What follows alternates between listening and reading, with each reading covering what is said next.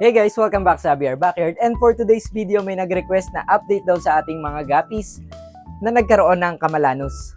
So dito sa BR Backyard meron lang naman tayong nag-iisang strain at yun yung Platinum Dambu Ear Redtail na tinamaan ng Camelanus worms kamakailan lang. Tapos pinakita ko sa channel na to kung paano ko sila tinitreat para mawala yung Camelanus using yung Astig Dewormer tablet na ginagamit sa mga manok.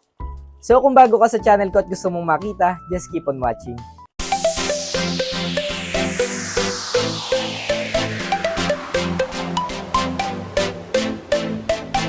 So, from dito nakalagay yung ating mga guppies noon. Nilipat ko siya dito sa 15 gallon para magkaroon naman ng chance lumaki tong flower horn natin. So, ito na yung mga guppies natin. Teka, medyo malumot. Lipat tayo sa kabila. So, ito guys, yung mga breeder guppies natin noon na tinreat ng Astig Dewormer. As you can see, healthy naman sila and wala naman akong namamataan na meron pang Camelanus. Tapos, karamihan pa sa kanila is mga buntis. Ayan. Iilan lang yung mga payat pero kadamihan sa kanila buntis at healthy naman. Ayan o, makikita nyo, sobrang aggressive pa ng mga males na feeder natin. Pero kung nagtataka kayo bakit kakaunti yung mga breeder na naiwan dito sa tank, dahil nagbabawas tayo, gawa nga nang nilipat natin sila dito sa mas maliit na tank para hindi sila overcrowded. Pero patuloy pa rin naman tayo nagpapakain ng pellet na babad sa Astig Dewormer para sure lang na mawala na yung Camelanus kasi nga, hindi tayo sure kung may mga egg ba sa tiyan nila para kung sakali mag-hatch yung eggs ng mga Camelanus worm sa kanila, ay matreat natin agad at mapatay natin agad. Tapos kung hinanap nyo kung nasan yung iba nating breeder, ayan, nandito sa mga separated gallons natin. Diyan tayo nagpapadrop ng mga female natin. Ayan, kung mapapansin nyo, may nag-drop na naman today. May fry na naman tayo, pero dalawang breeder to, yung isa hindi pa nagda-drop. Female breeder. So lahat to, babae lang na mga na-suspected na malapit na mag-drop, kaya nilalagay dyan. Yung pa isa, oh. So, nilipat muna natin sa mga isolation tank yung... Ay, anak na pala yan. Fry na pala. Nilipat muna natin sa mga isolated na tubs yung mga buntis na paningin natin para hindi na sila ma-stress doon sa tank. At the same time, hindi sila overcrowded. So, ito pa. May fry na yata dito. Ayun, may fry na nga. Ayun. So, ayan. Meron tayong dito, 5 breeders.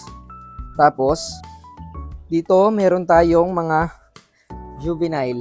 Nasaan ba? Nakikita nyo ba? Kasama ng mga PKBM natin, kasama ng mga crayfish. Ayan o, pinakawalan ko na since bata pa naman sila para mas mabilis lumaki dahil mas malaki yung setup na to. So ayan, para makita nyo, lalagay ko sa ilalim. Ayan o. Marami tayo dito, siguro nasa less than 100 din itong mga juvenile na yan. Mga 1.5 month pa lang yung edad niyan, pero mas mabilis sila lumaki kapag malawak yung ginagalawan nila kahit medyo mababaw lang yung tubig. Tapos, the same time, kaya ako dito sila na pagdesisyon ng ilagay, gawa ng hindi pa sila kayang hulihin ng mga crayfish dahil medyo malalaki mga crayfish na nandito. So, sobrang liit nila, hindi sila mahuhuli. Ayan. Tapos, dito sa taas, dito yung mga newly hatch, yung mga na-harvest natin. Sobrang dami din, 50 plus din yung mga fry na yan, puro pea dirt. Kaya mapapansin mo talagang bumalik na yung lusog ng mga breeders natin, gawa ng na-deworm na natin sila regularly. Tapos bukod dyan, meron tayo ditong mga young breeders. Malapit na yan, konti na lang. Ibabawas pa tayo dyan siguro kung may mga kal pa tayo mapapansin dyan. Ayan, katulad yan. Tanggalin ko pa yan. Tsaka yan. Pero yung mga malapit na mag-breeders na feeder. Tapos dinideworm din natin pag ganitong size na kasi hindi natin alam kung may dala silang. Hindi natin sure kung carrier sila ng itlog ng Camelanus.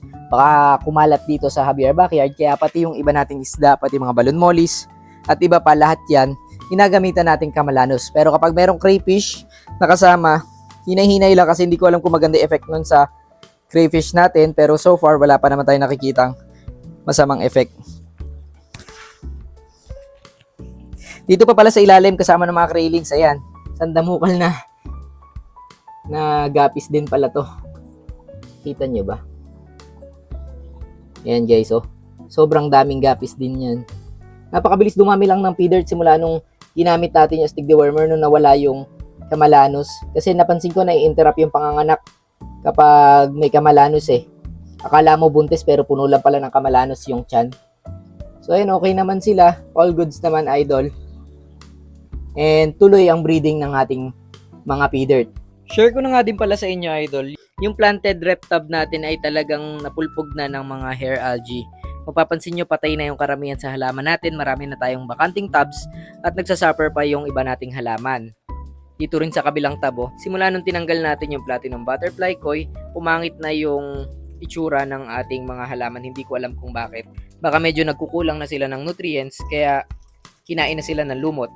Kaya ginawa natin, naglagay tayo dito ng mga halaman, naglipat tayo, and mukhang okay naman sila, mukhang nag-grow sila ng mas maayos dito sa tab na to.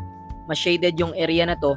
So para in case lang na maubos yung halaman natin dito sa ref tab, meron tayong naka-reserve. Bukod dyan, nag-i-start na rin tayong magtanim ng immerse form na plants. So meron tayo dito, ano ba to? Ito ba Atlantis? O ito yon, Ludwigia Atlantis. Tapos andyan na rin yung Rotala green natin, yung Stricta, ay Bacopa caroliniana. So yan, nag-replant na tayo ng mga gagawin nating immerse form kasi mas madaling tumubo yung aquatic plants ng immerse form. Tapos kapag nakapakapal natin yan, pati yung nasa kabilang tab, tsaka na lang natin ire-replant doon sa ref tab natin para ma-maintain natin. Para mapaganda uli natin yung setup natin ng connecting ref tab. So yun lang, nag-focus lang kasi tayo sa isang strain ng guppy sa ngayon, kaya ang bilis natin makapagparami. Bali nagma-mass breeding tayo, tapos nagtatanggal lang tayo ng ilang mga culls.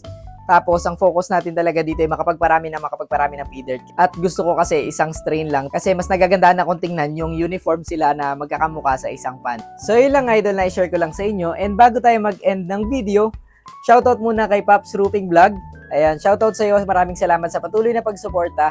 And kung bago ka sa channel ko, huwag mong kakalimutan mag-subscribe, like, and share this video, and click the bell button para sa mga susunod pa nating episode. Happy fish keeping!